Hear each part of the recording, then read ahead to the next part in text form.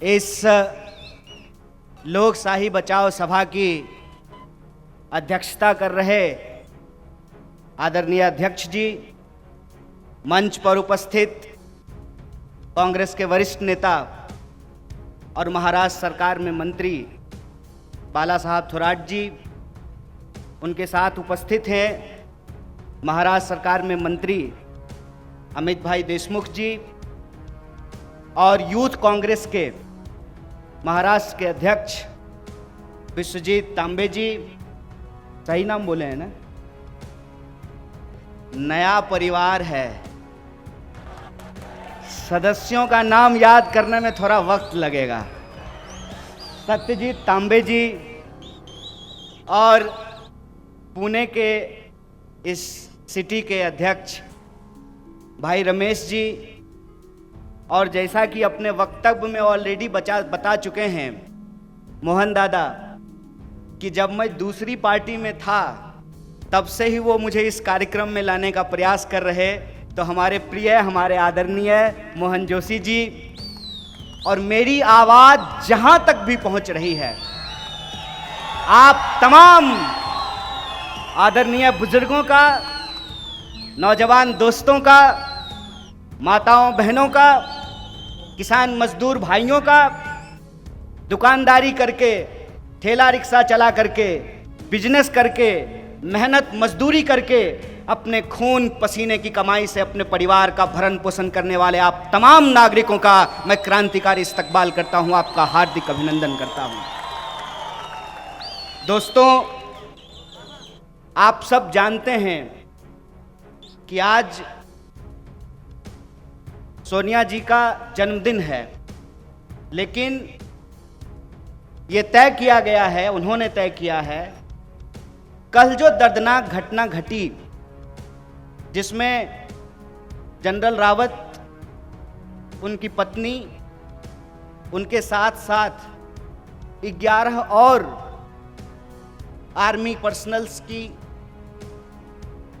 जो असामयिक दुखदाई मौत हुई है, उसके चलते हम लोग पूरे देश में कोई सेलिब्रेशन नहीं कर रहे हैं।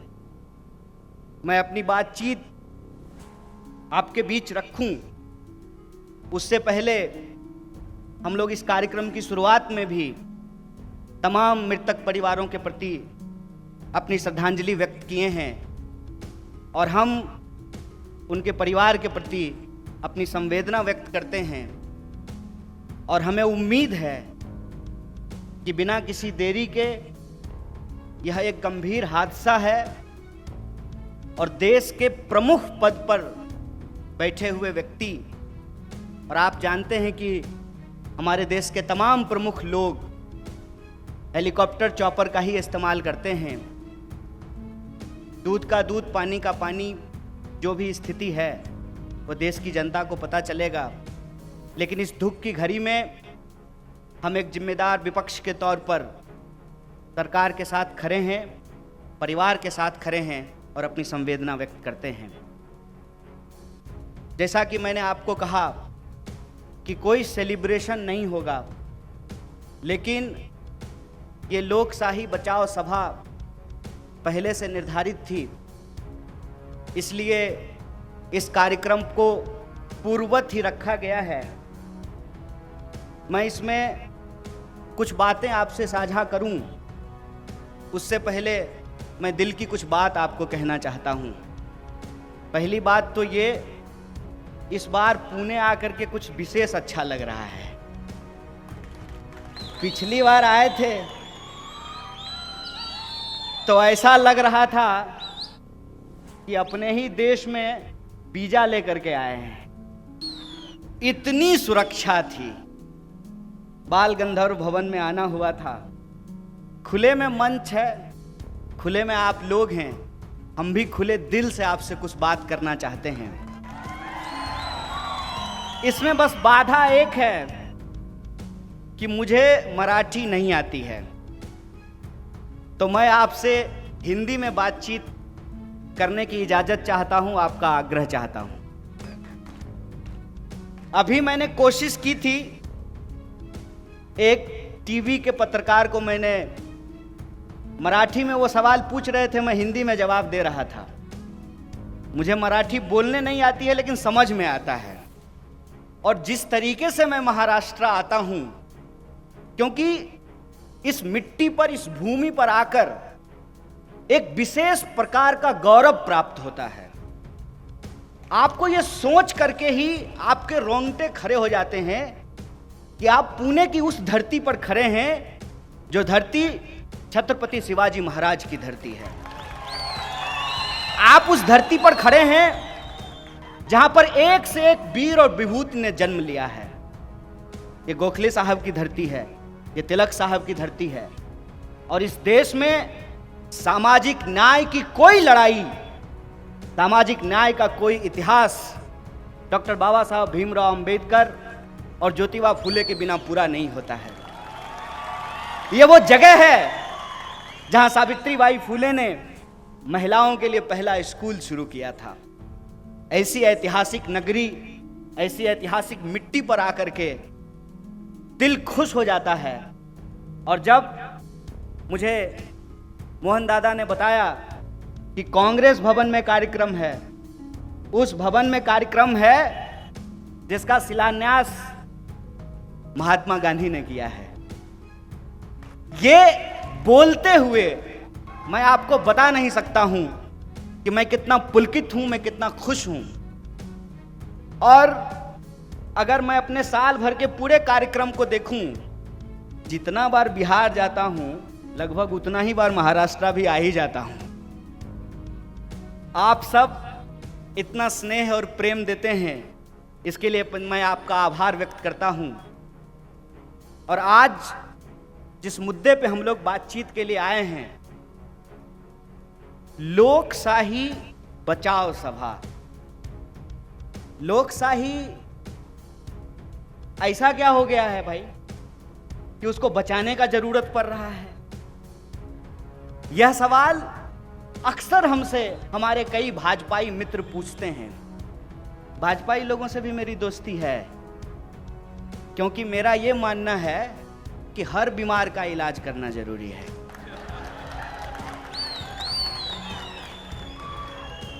बीमारी से दूर रहना है, बीमार से दूर नहीं रहना है।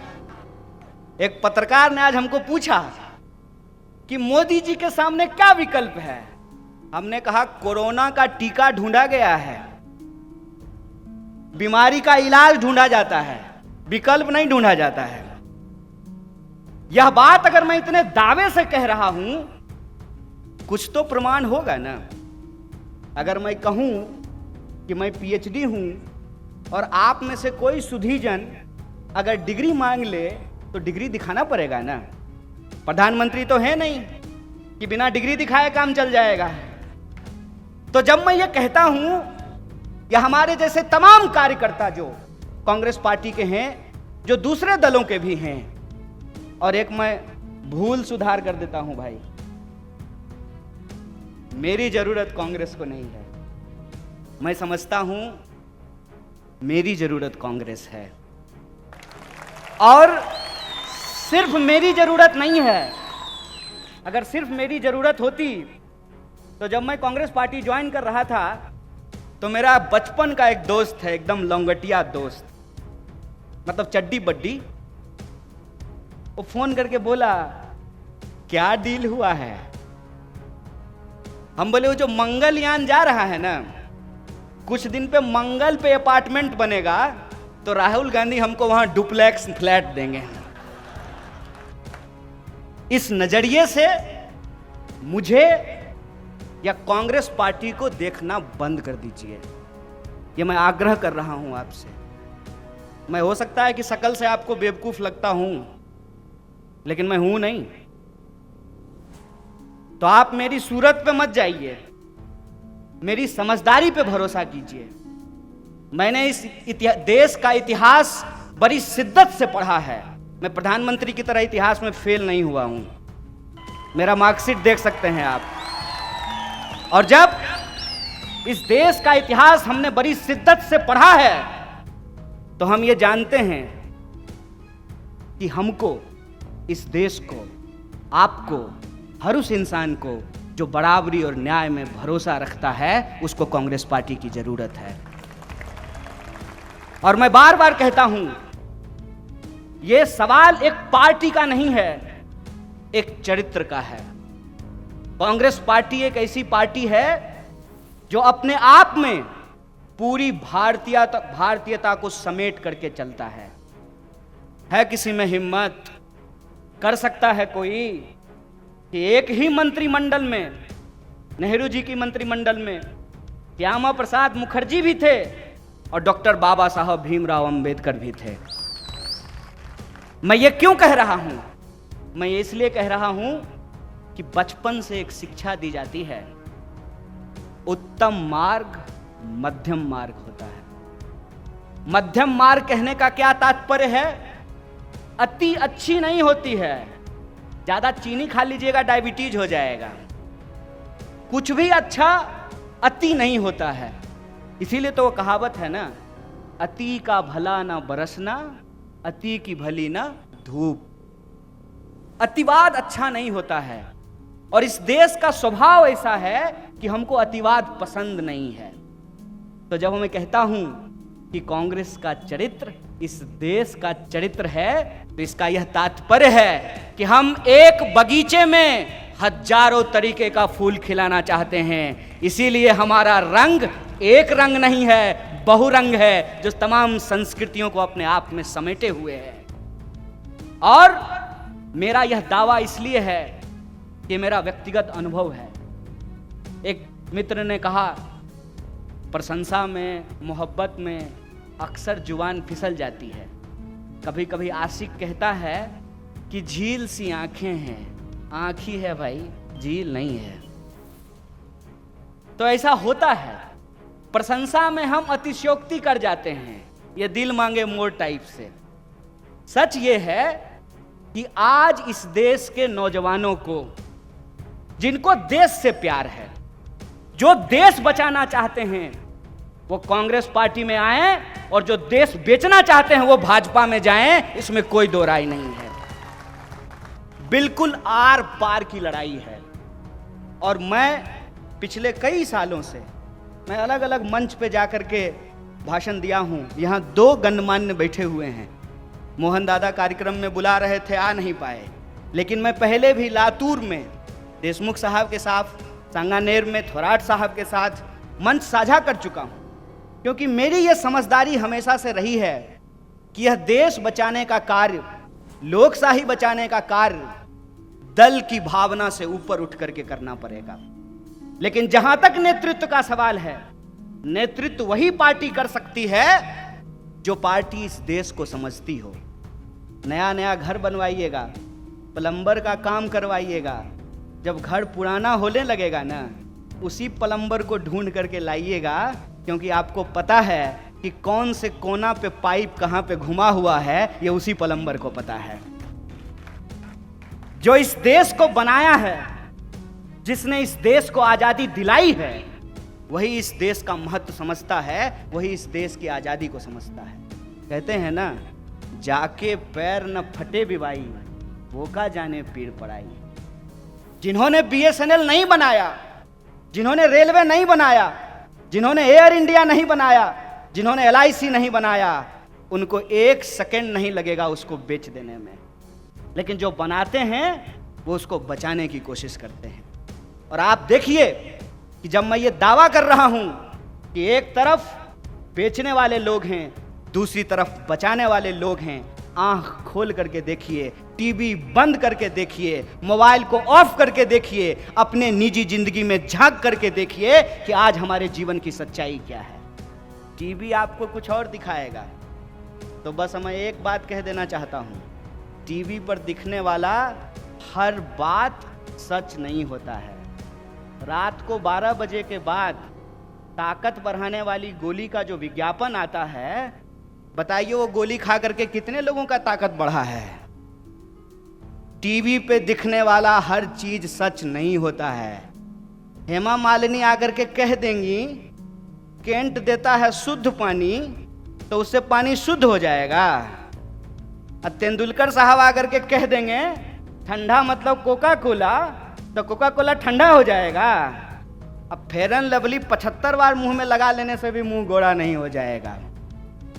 अगर टीवी पे दिखाने वाले ये सारी बातें सच नहीं हैं, तो जब इस देश का एक बड़बोला व्यक्ति आधी रात को खड़ा होकर के कुछ भी बकवास करे, तो आप ये मत सोचिए कि आपका भला हो रहा है।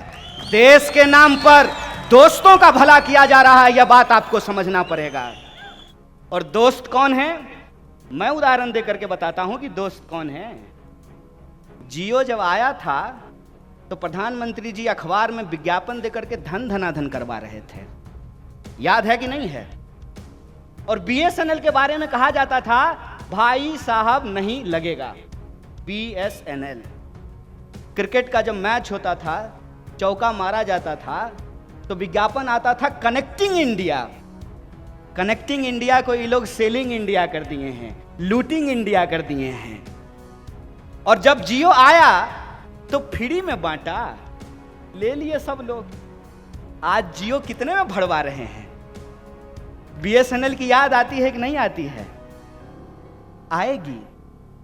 ये अपने दिमाग में डाल लीजिए कि अगर सरकारी अस्पताल पूरी तरह से बेच दिए जाएंगे, अगर सरकारी सड़कें पूरी तरह से बेच दी जाएगी, सरकारी रेलवे पूरी तरह से बेच दिया जाएगा, तमाम सरकारी संस्थान यदि समाप्त कर दिए जाएंगे, तो प्राइवेट सेक्टर भी ठीक से काम नहीं करेगा।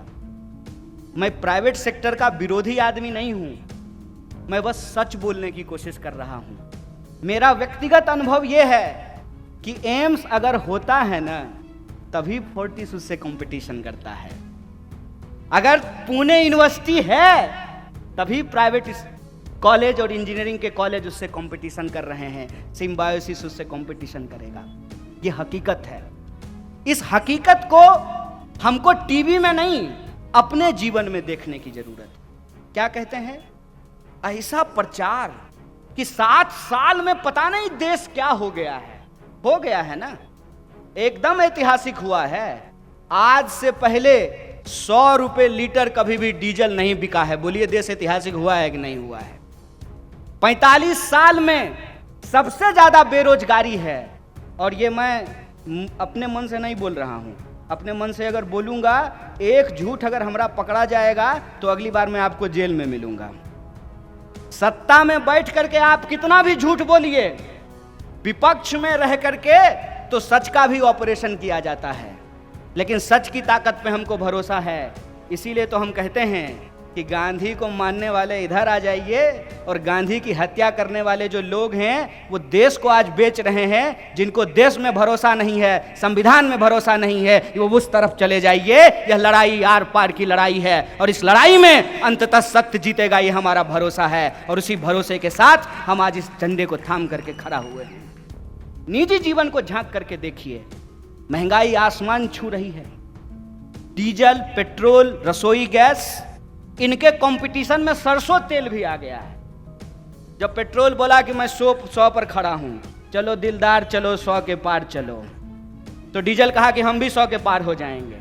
तो सरसों का तेल बोला कि क्यों, तुम दोनों मिल करके 100 हो, हम अकेले 200 के पार चले जाएंगे। सरसों तेल 200 रुपए लीटर बिक रहा है। टमाटर, आहा, बाजार में टमाटर देख करके हमको प्रधानमंत्री का लाल लाल गाल याद आ जाता है। खुद मशरूम खा करके मस्त हैं, जनता के बारे में पूछ ही नहीं रहे हैं कि भाई टमाटर 100 रुपए किलो क्यों बिक रहा है। यह आपके जीवन में रोज हो रहा है। मैं अपने मन से डेटा नहीं दे रहा हूं। आपके घर में लड़के लड़कियों ने इंजीनियरिंग किया होगा ना। पहले तो बीएससी करके नौकरी मिल जाता था, अभी तो इंजीनियरिंग करने के बाद नौकरी नहीं मिल रही है। मैं जबरदस्ती गलत बोल रहा हूं क्या? पहले वो लोग इंजीनियरिंग कर रहे थे तो नौकरी मिलनी शुरू हुई। अब इंजीनियरिंग करने के बाद एमबीए भी कर लीजिएगा तब भी नौकरी की गारंटी नहीं है। आपकी गाढ़ी कमाई आप अपने बच्चों के शिक्षा पे खर्च करते हैं। एलकेजी में बच्चा का एडमिशन कराने जाइएगा, अभी तो हमको हुआ नहीं है। ये सब परिस्थिति देख करके मैं बार बार सोचने लगता हूं। एलकेजी में बच्चा का एडमिशन कराने जाइएगा तो माता पिताजी का इंटरव्यू लेता है। अरे भाई, बच्चा पढ़ाना है, माँ बाप को थोड़ी पढ़ना है। और एलकेजी में इतना डोनेशन ले रहा है जैसे एमबीबीएस का एडमिशन दे रहा हो। 5 लाख 4 लाख, ये आपके रोज का जीवन है। और इस रोज के जीवन को छोड़ करके व्हाट्सएप पे जो मैसेज आता है ना, फटाफट 10 लोगों को फॉरवर्ड कीजिए, सारी मनोकामनाएं पूर्ण हो जाएगी। कितना बार फॉरवर्ड किए हैं, कितनी बार मनोकामना पूरी हुई है? विचार करके देखिए। मैं जितनी बातें कह रहा हूं, क्या ये सिर्फ कांग्रेस की बात है? क्या ये सिर्फ एक पार्टी की बात है? आप मुझे सोच करके बताइए। कोरोना आया तो खाली कांग्रेसी लोगों को परेशानी हुआ कि भाजपा के लोगों को भी परेशानी हुई होगी? डेंगू का मच्छर जात पूछ करके काटता है कि नहीं भैया, बिहारी है तो काट लेंगे, मराठी है तो नहीं काटेंगे। ऐसा है क्या? देश की जो समस्याएं हैं, उन समस्याओं का निराकरण करना यह सरकार की जिम्मेवारी है। जो सरकार इन समस्याओं का निराकरण ठीक से नहीं करेगी, उस सरकार का हम लोग 5 साल में हिसाब ले लेंगे। इसीलिए हर 5 साल में चुनाव होता है। पूरे के पूरे चुनाव प्रक्रिया को, पूरी की पूरी राजनीति को एक फालतू के बहस में उलझा दिया गया है। फालतू बहस क्या है कि आप सरकार का किसी भी रूप में यदि विरोध कीजिएगा तो आपको विकास विरोधी, हिंदू विरोधी, आर्मी विरोधी और देश विरोधी घोषित कर दिया जाएगा। काहे भाई? प्रधानमंत्री कब से देश हो गए? जब आप मनमोहन सिंह का विरोध कर रहे थे तो आप देश विरोधी नहीं थे, लेकिन हम सचमुच में, अरे वो तो पढ़े लिखे एक अर्थशास्त्री व्यक्ति थे, प्रयास कर रहे थे देश को आगे ले जाने का। ये तो पूरी तरह से एक्टर है, इसको ऑस्कर मिलना चाहिए। उसका विरोध कर रहे हैं तो वो देश कैसे हो गए हैं? और हम अपनी तरफ से कुछ नहीं बोले हैं, हम आपके नीति और आपकी नीयत को देख करके बोल रहे हैं। हम क्यों कह रहे हैं कि लोकशाही आज खतरे में है? आप सोच करके बताइए। पहले केंद्र में यूपीए की सरकार थी, उससे पहले एनडीए की सरकार थी, आजकल किसकी सरकार है? नहीं घबराइए मत, डर जोर से बोलिए, किसकी सरकार है? तो ये जो है, ये एनडीए यूपीए से एक व्यक्ति के नाम से सरकार कैसे हो गया? इसका अगर आप असली हाल जानना चाहते हैं तो प्राइवेट में कभी गडकरी साहब से मिल लीजिएगा, पक्का पता चल जाएगा, पक्का पता चल जाएगा। मैं बता देता हूं आपको। क्या आपको क्या लगता है ये ऐसे ही हो गया है और इससे इस देश के पॉलिटिकल कल्चर पे कोई प्रभाव नहीं पड़ा है? बिल्कुल पड़ा है। ज्यों ही केंद्र में मोदी सरकार हुआ है, हर राज्य में अब उस राज्य के मुख्यमंत्री के नाम से सरकार चल रहा है। आप सोच करके बताइए कि आपके राज्य में सिर्फ मुख्यमंत्री हैं तो ये जो 2 लोग यहां मंत्री बन करके बैठे हुए हैं क्या करते हैं? इनका कोई काम होगा ना? ये भी कुछ करते होंगे ना? इनका भी कोई मंत्रालय होगा ना? तो आपके दिमाग में कौन सी पिक्चर गढ़ने की कोशिश की जा रही है, आप इसको समझिए। और वो जो पिक्चर है, वो पिक्चर लोकतंत्र विरोधी मानसिकता है। घर ऐसे ही चलता है। घर में सिर्फ पति होता है, पत्नी नहीं होती है, बच्चा नहीं होता है, माँ बाप नहीं होते हैं। फिर वही बात है, जो घर छोड़ करके भाग जाए उसको क्या पता कि परिवार क्या होता है? वो तो हर चीज में यही बोलेगा ना, मैं ही सब कुछ कर रहा हूं, मैं ही समय हूं, मैं ही ब्रह्मांड हूं, मैं ही ईश्वर हूं, यही बोलेगा ना। भाई साहब, इस देश की करोड़ों जनता ने उम्मीद से आपको वोट दिया। आपने जो वादा किया था वो वादा हमने एज इट इज खरीद लिया। अब सेल्समैन आएगा और कहेगा कि ये जो अगरबत्ती बनाने वाला मशीन है आप ले लीजिए, और उसका इतना प्रशंसा करेगा कि आपको भी लगेगा कि रोज पूजा करना है, रोज अगरबत्ती जलानी है, तो रोज मार्केट में जा करके क्यों खरीदना है, ये मशीन खरीद लेते हैं। लेकिन जब सेल्समैन बेच करके चला जाए तो पता चले उसे अगरबत्ती बन ही नहीं रहा है, और तब दोबारा वो सेल्समैन आए और आपको अगरबत्ती का नहीं मोमबत्ती का फायदा गिनाना शुरू कर दे। तो आप सोचेंगे ना एक बार आपने टेलर को फुल पेंट सीने के लिए दिया, टेलर को गलती हो गई, टेलर ने गलती से उसको काट करके जो है हाफ पेंट बना दिया।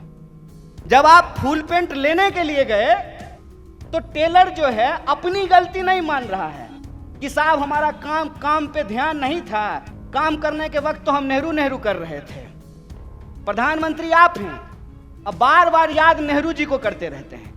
अरे आपको लोगों ने प्रधानमंत्री बनाया है, नेहरू जी को जब प्रधानमंत्री बनाया था, नेहरू जी इस देश को क्या दे करके गए हैं? अगर वो दे करके नहीं जाते, अगर आप कहते हैं, आपकी बातों में सच्चाई है, हालांकि हमको भरोसा नहीं है कि मैं रेलवे प्लेटफॉर्म पे चाय बेचता था, तो आप चाय नहीं भी बेच रहे होते, आप देश के प्रधानमंत्री नहीं बनते कि उस प्लेटफॉर्म को बेचने का आपको अधिकार मिल गया होता। ये नेहरू की काबिलियत है, ये लोकतंत्र की ताकत है ना, कि एक साधारण परिवार का व्यक्ति खड़ा होकर के देश के प्रधानमंत्री के बारे में बोल सकता है। ये लोकतंत्र की ताकत है ना, ये लोकतंत्र की ताकत है ना, कि गरीब का बच्चा भी देश का प्रधानमंत्री बन सकता है। ये लोकतंत्र की ताकत है ना।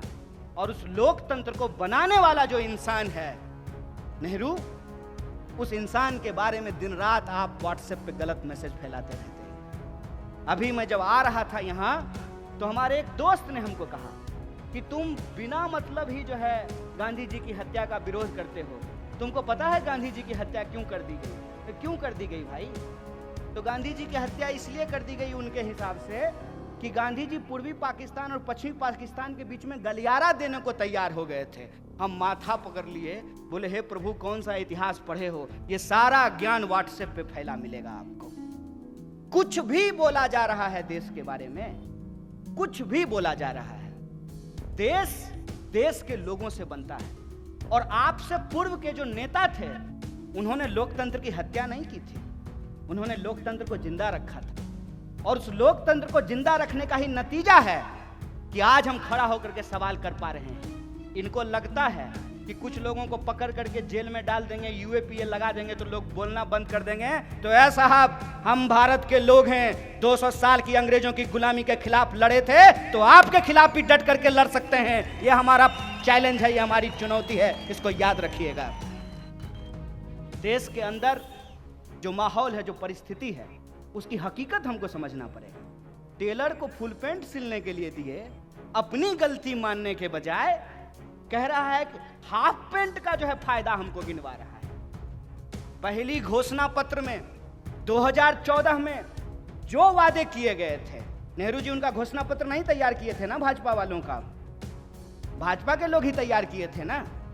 कौन बोला था? हम बोले थे कि भाजपा के लोग बोले थे कि हर साल 2 करोड़ नौकरी दी जाएगी, सबके खाते में 15 लाख रुपया पहुंचाया जाएगा, बेरोजगारी समाप्त होगी, गरीबी कम होगा, देश में खुशहाली आएगी। यही वादा किया गया था ना। और आज जब वादा पूरा नहीं कर पाए हैं, तो उन सवालों का जवाब देने के बजाय कहते क्या हैं? अच्छा तो ये बताओ, मोदी नहीं तो कौन? तुम्हारे फुफ्फा, मोदी नहीं तो कौन? ये बात पहले पूछे थे, मोदी नहीं तो कौन? लोकतंत्र में कभी भी विकल्पहीनता की स्थिति नहीं होती है, लोकतंत्र में विकल्प होता है। लोकतंत्र अगर बचेगा तो अपना विकल्प भी ढूंढ करके निकाल लेगा। इनकी साजिश ये है कि ये अभी केंद्र सरकार को मोदी सरकार बोलना शुरू किए हैं, एक एक करके इस देश के इंस्टीट्यूशन के ऊपर अटैक कर रहे हैं। और मैं आपको गिनती के साथ बता सकता हूं, पार्लियामेंट की एक भी कमेटी काम नहीं करती है। किसान बिल जब आया तो क्या किसान बिल को किसी भी पार्लियामेंट की कमेटी में भेजा गया था? पार्लियामेंट में कोई बहस हुआ था? और किसान बिल जब वापस लिया गया तभी पार्लियामेंट में कोई बहस हुआ क्या? और क्या कहते हैं टीवी पे आकर के कि विपक्ष बहस नहीं करने देता है। उस पत्रकार को पूछना चाहिए, देवी जी एक बार में कितना बार चापलूसी कीजिएगा? 5 मिनट पहले कहते हैं आप उसी शो में, ध्यान से देखिएगा, 5 मिनट पहले उसी शो में आप कह रही हैं कि विपक्ष कमजोर है, और उसी शो में 5 मिनट बाद बोलते हैं कि विपक्ष पार्लियामेंट नहीं चलने दे रहा है। बताइए, दोनों बात एक साथ हो सकता है? कि एक तरफ विपक्ष कमजोर भी है और दूसरी तरफ विपक्ष पार्लियामेंट नहीं चलने दे रहा है। एक तरफ विपक्ष के पास 60 सांसद हैं, हमारे पास 300 से ज्यादा सांसद हैं। कई बार जब मैं भाजपा के नारे को देखता हूं ना, लिखा रहता है बड़े से बैनर पर अब की बार 300 पार, तो मुझे लगता है ये नारा नहीं है, धमकी है कि अगली बार बीजेपी जीत के आएगी तो पेट्रोल 300 रुपए लीटर मिलने वाला है। आप कहते हैं कि आपके पास ज्यादा सांसद है, हमारे पास कम सांसद है, आप पार्लियामेंट चलाना चाहेंगे और हम पार्लियामेंट नहीं चलने देंगे। ऐसा हो सकता है क्या? मतलब हम 50 लोग इतने ताकतवर हैं कि हम 300 लोगों को पार्लियामेंट में काम नहीं करने देते हैं? और अगर हम ऐसा हैं तो फिर यह बोलना बंद कीजिए कि विपक्ष कमजोर नहीं है, बोलिए कि विपक्ष ताकतवर है। साजिश क्या है? साजिश ये है कि इस देश में संवाद को शोर में तब्दील कर दिया जाए, और एक बार कोई चीज शोर में तब्दील हो जाएगी तो अपने आप इस देश का मुद्दा उस शोर में दब जाएगा। और जब आप टीवी खोलेंगे तो आप देखेंगे कि उस शोर में, उस चिल्लाहट में इस देश के लोगों के जो बुनियादी सवाल हैं वो कहीं ना कहीं दबते जा रहे हैं। कोई नहीं पूछ रहा है। 3 साल से ज्यादा हो गया है, रेलवे में भर्तियां नहीं आ रही, एनटीपीसी में भर्ती नहीं आ रहा है, रोज कोई ना कोई सरकारी संस्थान बेचा जा रहा है। इस पे कोई प्रश्न नहीं पूछ रहा है। कोई नहीं प्रश्न पूछ रहा है कि ऐसी क्या परिस्थिति आई कि जब लॉकडाउन हुआ तो हजारों लाखों मजदूरों को पैदल जाना पड़ा 1000 किलोमीटर की यात्रा करके, और उस दौरान हजारों लोगों को अपनी जान गंवानी पड़ी। कोई ये सवाल क्यों नहीं पूछ रहा है कि हमारे टैक्स के पैसे से हमारा विकास करने के लिए आपके पास पैसा नहीं है, और लेकिन माननीय के उड़ने के लिए 8000 करोड़ का एरोप्लेन खरीदने के लिए आपके पास पैसा है। कोई ये सवाल सरकार से क्यों नहीं पूछना चाहिए कि भाई साहब आप कहते हैं कि पार्लियामेंट में बहस नहीं हो रहा है, तो नया पार्लियामेंट आप 20,000 करोड़ रुपए में क्यों बनवा रहे हैं? उस 20,000 करोड़ रुपए को अगर इस देश में जो इंजीनियर एमबी किए हुए लड़के हैं उनको अगर आप दे दीजिएगा लोन, तो यहाँ पे इंटरप्रेन्योर बन सकते हैं, नया बिजनेस शुरू कर सकते हैं, और हम अर्थव्यवस्था की दम पे, तकनीक के दम पे चाइना को मुकाबला कर सकते हैं। गाल बजाने से काम नहीं चलने वाला है। ये देश के सामने चुनौती है। देश के सामने चुनौती है कि देश और दुनिया बदल रही है तो राजनीति क्यों नहीं बदलनी चाहिए? बताइए। मैं दिल्ली से आया हूं। दिल्ली की हालत यह है, गलती से भी मत जाइएगा आप लोग। ऐसी हालत है कि दिल्ली उतरते ही आपको खांसी होनी शुरू हो जाएगी। दिल्ली की हवा इतनी पोल्यूशन वहां पे हो गया है, इतना ज्यादा गंदा हो चुका है। आप किसी भी शहर जाकर के देखिए, जो सैनिटेशन का प्रॉब्लम है, जो हेल्थ का प्रॉब्लम है, जो एजुकेशन का प्रॉब्लम है, उसको राजनीति से गायब कर दिया गया है। और इसकी साजिश क्या है? इसकी साजिश ये है कि लोगों के पास जो उनके डेमोक्रेटिक राइट हैं, एक एक करके उसको छीन लिया जाए। तो मैं एक आखिरी बात बोल करके अपनी बात को खत्म करूंगा। ये जिस भवन में हम लोग खड़े हैं, जिस पार्टी का खेस मैंने ओढ़ा है, उस पार्टी का दामन मैंने इसलिए थामा है कि कांग्रेस पार्टी इस देश की ऐसी पार्टी है जो समानता में भरोसा रखती है। और वो समानता में भरोसा यदि नहीं रखती तो क्या गोरा क्या काला, क्या पतला क्या मोटा, सबका वोट बराबर नहीं किया जाता। और सबका वोट यदि बराबर नहीं किया जाता तो नेता कभी भी हेलीकॉप्टर से उतर करके आपकी गंदी बस्तियों में, आपकी झोपड़ियों में वोट मांगने के लिए नहीं आता। संविधान के इस ताकत को समझा जाए, लोगों के इस ताकत को समझा जाए कि अगर संविधान बचेगा, लोकतंत्र बचेगा तो देश बचेगा। देश देश के लोगों से बनता है, और लोगों का जो व्यवहार है, लोगों की जो एकता है, उसको अगर कोई बचा सकती है तो वो कांग्रेस पार्टी बचा सकती है। इस मौके पे आप तमाम कांग्रेस के कार्यकर्ताओं को और वो तमाम आम नागरिक जो इस सभा में आए, उपस्थित हुए, उनको मैं अपना आभार व्यक्त करता हूं। और इस सभा के आयोजक मंडल को अपना धन्यवाद कहते हुए मैं अपनी बात को खत्म करता हूं। शुक्रिया। इनकलाब जिंदाबाद। जय हिंद, जय महाराष्ट्र।